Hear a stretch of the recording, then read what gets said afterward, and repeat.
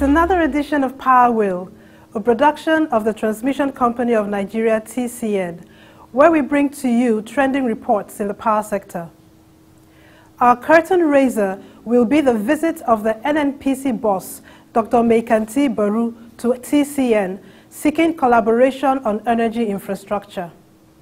Also in the pack, TCN in-house engineers complete construction of 30 MVA 132 by 33 kilovolts transmission substation at Ilashe Island of Lagos. Our searchlight in this edition also beams on the boosted operation of the Danagundi substation in Kano, where the Emir of Kano, His Royal Highness Muhammadu Sanusi II, commissioned a 1 by 60 MVA power transformer recently. Stay with us for an exciting time on Power Wheel. I am Onyema Iketubosin.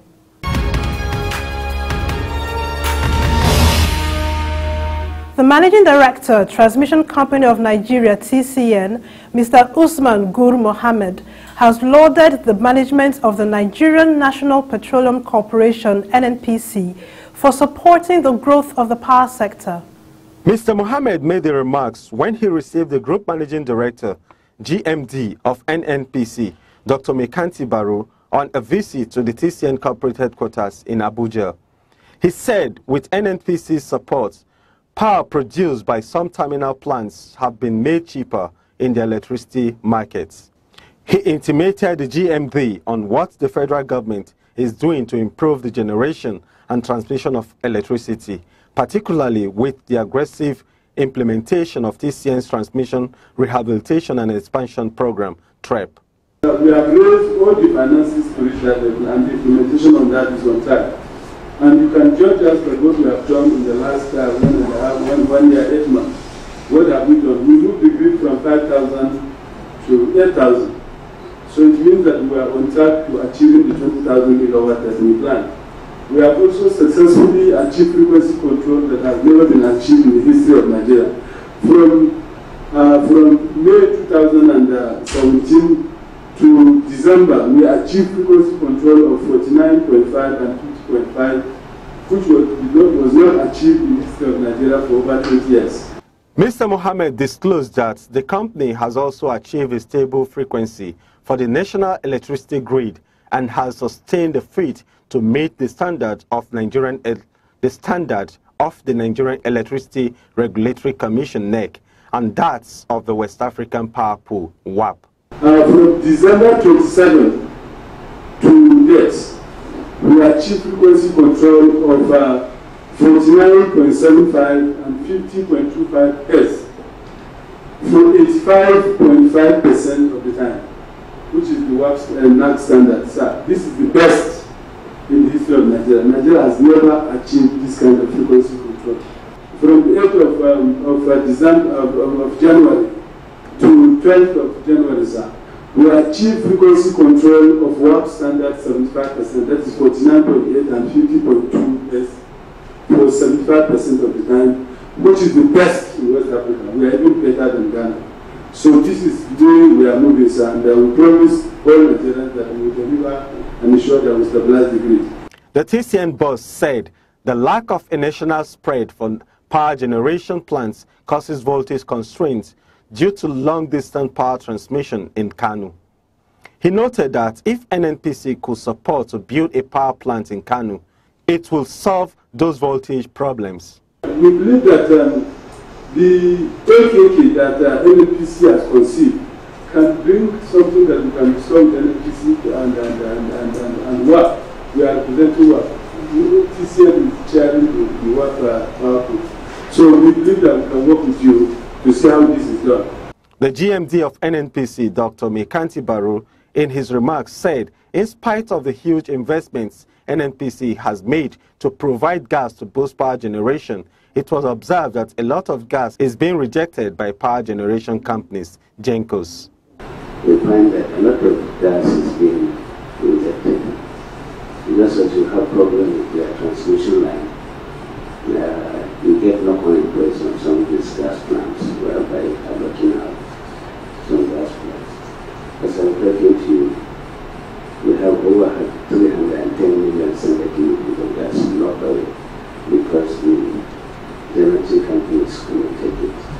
Barrow also sought TCN support on transmission infrastructure and grid stability, as he said NNPC was planning to build some power plants to boost power generation. Our plan is to have the power plants in the most of the regions. Already in the capital area of Abuja, 1 and 2 that are there. So in Abuja, we establish a power plant so that we get for NNPC. But of course, we don't mind it to be 100% private support unit. That we inject another 1,350 megawatts of power into the grid. All this we inject into the grid will make the grid more stable, and will also help with frequency management and stabilization of the grid. In Kano, the final leg of the AGT will have a power plant of 1,350 megawatts. This will help you significantly by injecting about 3-point-something gigawatts of power into the grid immediately and as soon as the AGT is done. Responding, the TCN boss said the company has raised $1.63 billion to match transmission investments needs in the power sector and ready to collaborate with NNPC on certain areas of support.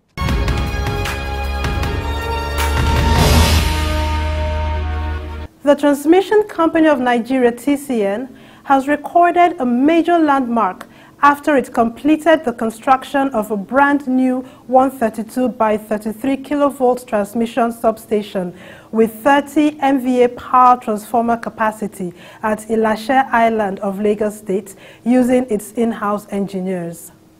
The General Manager, Lagos Region of TCN, Engineer Geoffrey Nwokoye, who was at the substation recently for the pre-commissioning inspection, told pressmen how the in-house engineers of TCN worked to deliver the substation projects. It's one of the transmission substations that have been constructed by the Transmission Company of Nigeria in-house under Lagos region, and the intent of this substation is to key into the federal government agenda of opening up our infrastructural facilities, like the power infrastructure facility, because we discovered that in Nigeria our economy has been so much dependent on oil, and the federal government wants to open up, and you cannot really open up without providing power. He said the Ilashe Island, where TCN constructed the substation, was a potential place for tourism, and that the revenue generation prospects could be realized with adequate power supply infrastructure, which the federal government was providing. Last year, 2018, Kenya got a revenue of about $1.5 billion from tourism. So the federal government wants to exploit the area of tourism. So if you look at where we are standing, it's between the lagoon and the ocean. And we have actually, as a company, looked where can we key, where can we help. And our management had decided, the TCN management had decided to provide power to the rural populace, like in this Lagos, to provide power in this kind of place.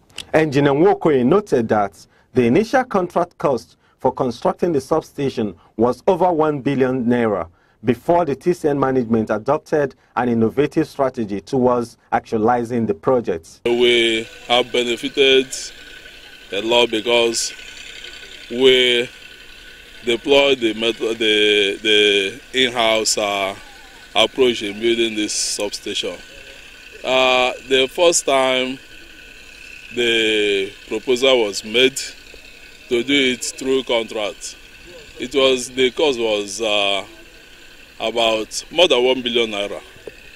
But I can tell you that what you see here now is not up to 400,000, but the cost of installation and the equipment that are here.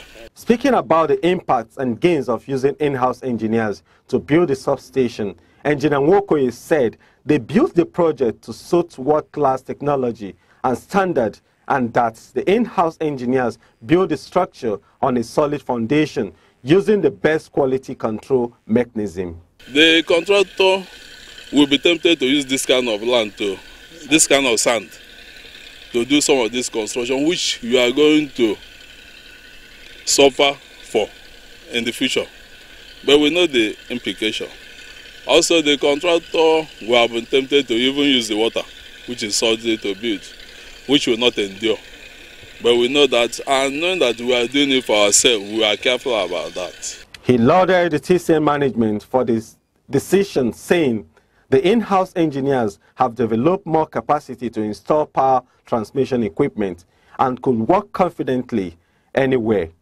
We have been doing constructions, maybe upland, but not island. This is the first. And you don't just pick people anyhow to do that. So, why constituting the team for this job, we do pretty capable hands that will do the job. Actually, through the ingenuity, you have seen what you are seeing here today. The transformer have been installed, all the 132.3 kV substation equipment, everything, the auxiliary powers, everything have been sorted out, the 18, everything have been done well. And it was an opportunity also to impart knowledge. It's a kind of training people that are following also, because by the time you install one transformer and it's energized and it stands and serves, you will have the confidence to do other ones. You will not. So, in other words, we have trained a lot of people through this project. All the members of the project team, we can boldly assign functions to them to go and install transformer in any place. I will not fear. So it's a way of also to train people, make them get confidence, and the company is good for that. The AGM transmission adjust substation of TCN and TCN coordinator for the project, Engineer Lamina Adebola, said the innovative construction was handled solely by TCN engineers, while the company engaged some community members for setting on skilled labor. He said the project was conceived to boost tourism in the island community. The only investment here is tourism, making use of the lagoon by my right and the Atlantic Ocean by the left. So this tourism can be really boosted with the advent of very good quality power supply. So the aim of this project is to extend this quality power supply to this area. And we are intending to, we are bringing 30 MVA power transformer, which is already on plane, which is already ready for energization as of now. A 30 MVA transformer can deliver 24 megawatt of power. I'm sure this is the first phase. There's adequate plan for the next phase with the land you are seeing in front of me. Right now, you can see the source. We've already connected. This equipment is already alive now. He conducted the TCN Lagos Region Head, Engineer Nwokoye, around the newly built substation, where they inspected the brand new switchyard, the Expanse compound, the installed 30 MVA 132/33 kV power transformer, the glittering control room of the substation, and the switchboards.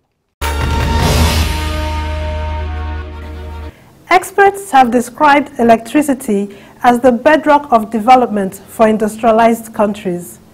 This is the key focus of the Transmission Company of Nigeria, TCN, in delivering more bulk power across Kano City, as it recently upgraded the Dan Agundi 132/33 kilovolt substation by installing a 60 MVA power transformer.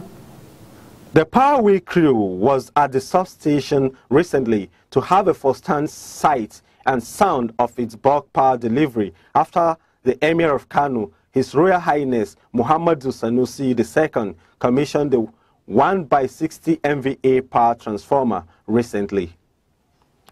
The substation head, Mr. Yakubu Muhammad, explained the composition of the substation, saying, "This station, currently we have 3/60 MVA 132/33 kV TR1, TR2 and TR3 transformers, and virtually each transformer, if you were to load it at 80%, it can accommodate 48 megawatts each.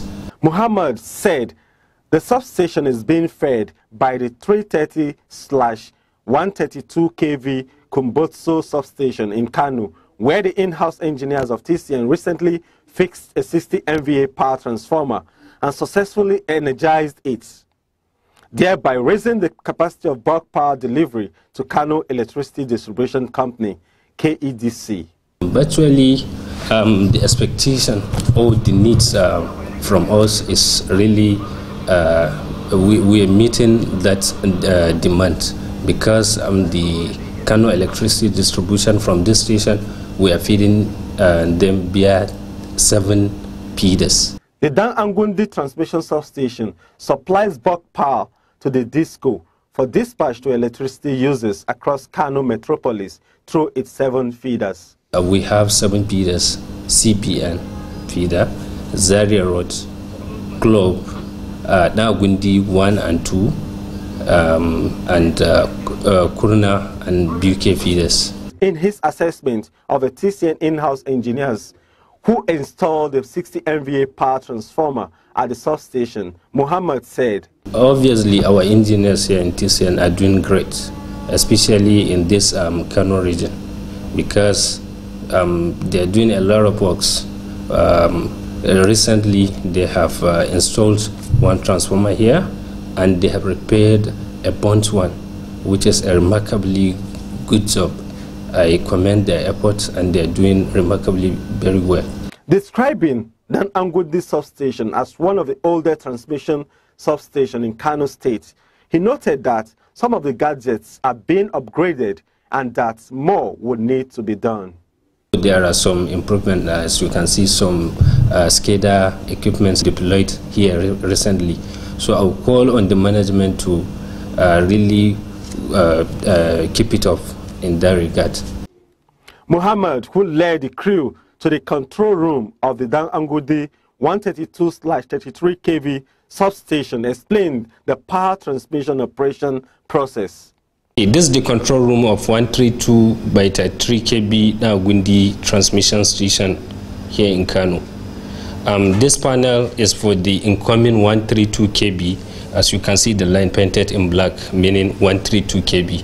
This is the incoming voltage. This is the volt meter, where we see the voltage reading. And the station has 3 transformers, and each transformer has its primary and secondary panel here within the control room. This is the primary side of the 132/33 kV TR1, and this is the secondary side of the transformer. And here, this is the breaker, isolator breaker of the primary side, and this is the same at the secondary side for TR1. Similarly, for TR2, this is the panel of TR2. This is the secondary side of the transformer, and that's the primary side. You can see this is the secondary breaker, where we control the breaker here from the control room. The breaker is there outside. This is the primary side. You can see it's in black, meaning 132 kV. And this is the TR1. This is the primary side, and this is the secondary side. He also explained how the 7 feeders at the substation work to deliver bulk power to the 7 various axes within Kano metropolis. All the 33 kV feeders out there, we have their control panel each here. This is the 33 kV Kurna feeder. This is 33 kV Agundi 2. This is 33 kV BUK feeder. And this is the 33 kV CBN, 33 kV Zaria Road, 33 kV Agundi 1. And finally, this is the 7th one, which is 33 kV Globe Road feeder. Each feeder here, we have a control of its breaker from here. We can close and open the breaker remotely here from the control room.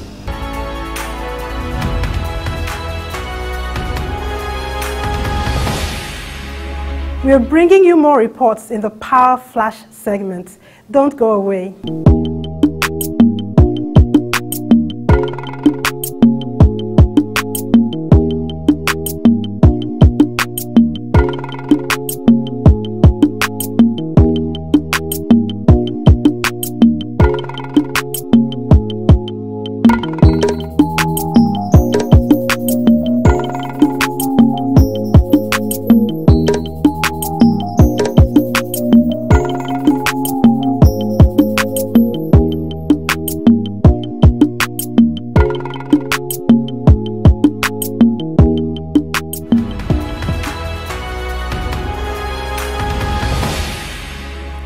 As more streams of investments come into the Nigerian power sector, experts and stakeholders in the value chain have sought ways of improving the efficiency of service delivery. But whether this should come first or the need to first raise energy tariff was the focus of a recent next-tier power dialogue in Abuja. The dialogue, which is the first edition this year, has a theme: tariff increase or service delivery, which comes first? The moderator, government affairs and policy leader, West Africa for General Electric, Joyce Shegwe Wigwe, said the topic affects all stakeholders in the sector. Whether you're an investor or government policy maker or consumer or family members, everyone should be interested in this topic. She said the dialogue was to help operators solve basic issues that stem out of the power sector privatization, noting that privatization took place 6 years ago. We had expectations, most of which haven't been fulfilled. We all agree, right? We wanted an investor-friendly zone. We wanted increased bilateral contracts. We wanted a cost-reflective tariff. I'm not sure where we are on this trajectory. But whatever the case is, we have to assist the stakeholders solve this problem. And I think that's the whole essence of the dialogue. Present at the dialogue was Mr. Patrick Ume, a former Commissioner of Finance and Management Services at the Nigerian Electricity Regulatory Commission, NEC, who was part of the 2010 to 2015 regulatory team that created the multi-year tariff order, MITO 2015, which determines tariff payment for consumers currently. He noted that it costs a utility firm more investment to supply a consumer on a low voltage than it does for those on higher voltage level, adding that. So the question is, has the utility determined their cost to serve each customer class? If you've determined your cost to serve each customer class, then you can begin to present a good case, excuse me, for cost-reflective tariffs.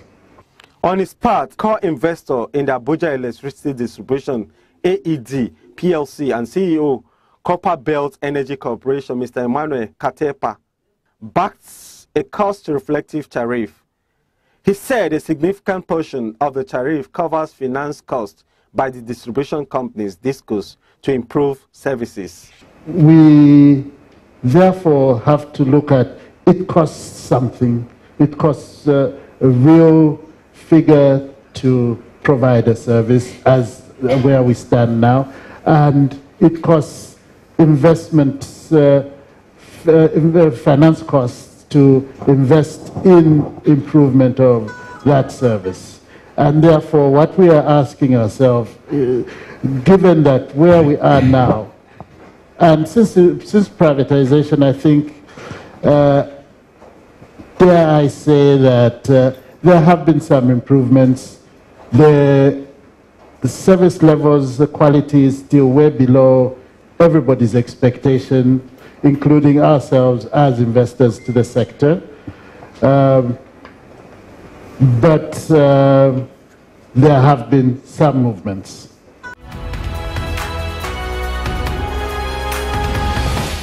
We are glad you made this time with us on this edition. Join us next week on this same station for another edition of Power Wheel. This episode and the previous ones are available on our YouTube channel. You can also connect with us on these other platforms showing on your screen. TCN needs your support as it wields power for national development. Kindly report any suspected vandals' activities to security agencies nearest to you. I am Onyema Iketubosin. Goodbye.